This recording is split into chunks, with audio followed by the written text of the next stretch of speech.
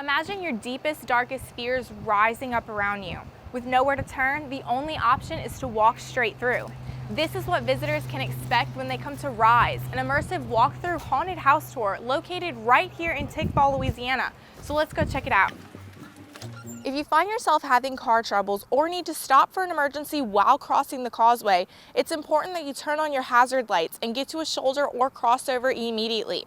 Once you're safe and out of the traveling lanes, get out of your vehicle and stand a few feet behind it, facing oncoming traffic. Then you can call for help. The Lions will face off against William Carey on October 26th right here at Southeastern at 1 p.m. The team looks forward to a solid performance this season and a championship run in the Southland Conference. Reporting for the big game, I'm Kaylee Norman.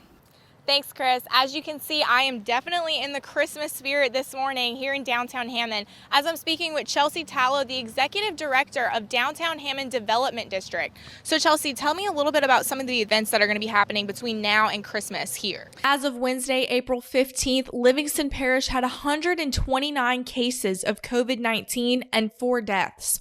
As the numbers rise each day, another testing site has opened for residents in the parish.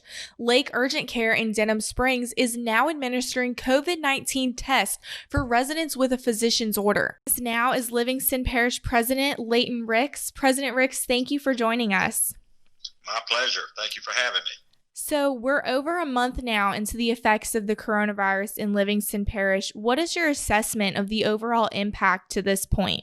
Medical marijuana is now available for patients in Louisiana to use to combat chronic pain. Former Governor Kathleen Blanco, who passed away several weeks ago, even used it to ease her condition. I took a look into this new law and what it means for residents of Louisiana. The man in our next story was an easy rider with miles of motorcycle treads spread across the highways of Louisiana. But one day when he lost control of his bike, his life took an unexpected detour. John tells us how he tried to find his way back. The Causeway, a 23.83-mile-long bridge linking the North Shore to the South Shore. The causeway is a way for residents to get to the city and back, but can be a dangerous journey for commuters if they're not cautious. Well, for work, I cross it pretty much every weekday, 4 or 5 times a week. Several months ago, a woman died in a car crash that resulted from her sitting in her broken-down car in the right lane of the southbound bridge. The crashes last year totaled 134. Nevertheless, a third of those are still those rear ends that happen in the first 2 minutes before our guys are able to get there. So those are the ones that we're trying to focus on more and more. Before the woman's fatal accident, several shoulders had been built on the southbound bridge to prevent crashes like hers, and there are several crossovers for emergency stopping. Do for Show hopes the shoulders will help reduce the number of crashes on the causeway. If you find yourself having car troubles or need to stop for an emergency while crossing the causeway, it's important that you turn on your hazard lights and get to a shoulder or crossover immediately. Once you're safe and out of the traveling lanes, get out of your vehicle and stand a few feet behind it, facing oncoming traffic. Then you can call for help. Along with being cautious while traveling the causeway, commuters should take other precautions before traveling across the bridge to reduce the chances of having to stop. And before getting on the bridge, every morning, if you're driving it, just kind of take a look at your gas gauge. A couple of times a week is probably good just to walk around the car, look at the tires to be sure they all look like they have proper inflation.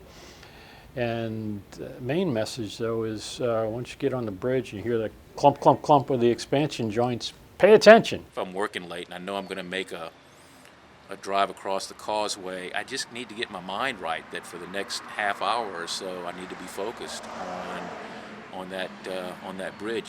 Do for Show also encourages other commuters to call Causeway Police if they suspect someone else might be having car troubles. For North Shore News, I'm Kaylee Norman reporting. It's the most wonderful time of the year. Time to get a Christmas tree, that is. Although most people find it easy to stop by a store and purchase an artificial tree that's pre-lit and can be placed in the attic until next year, the benefits of getting a real Christmas tree go far beyond the simplicity. When you buy a real Christmas tree, they're recycled back into the environment. You throw them on the side of the road, people come pick them up, they throw them back in the landfills, they throw them back into the marshes. Prices of Christmas trees vary from year to year based on factors like gas prices, fungicide, and pesticide prices. This year, prices go from $40 to $60.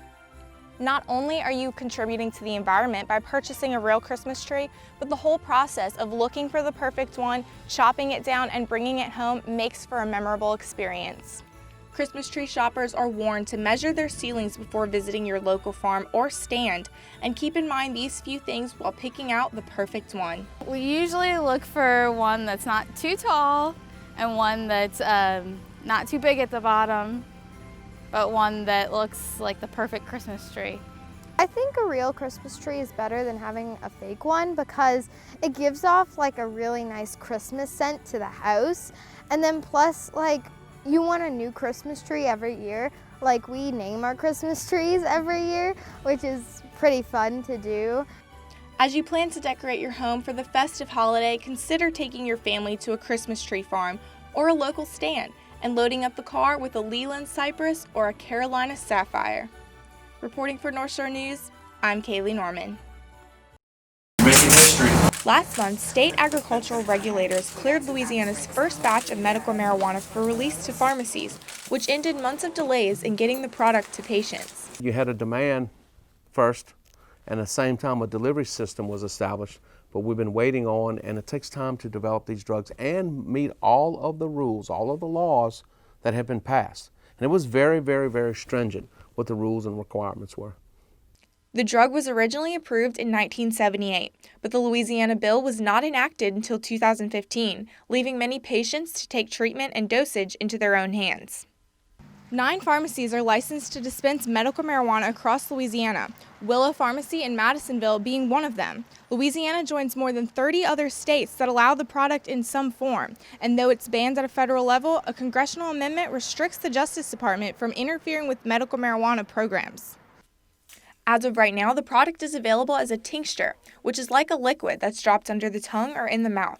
The legislature plans to come out with other forms, such as strips to dissolve in the mouth, topicals, and eventually an inhaler.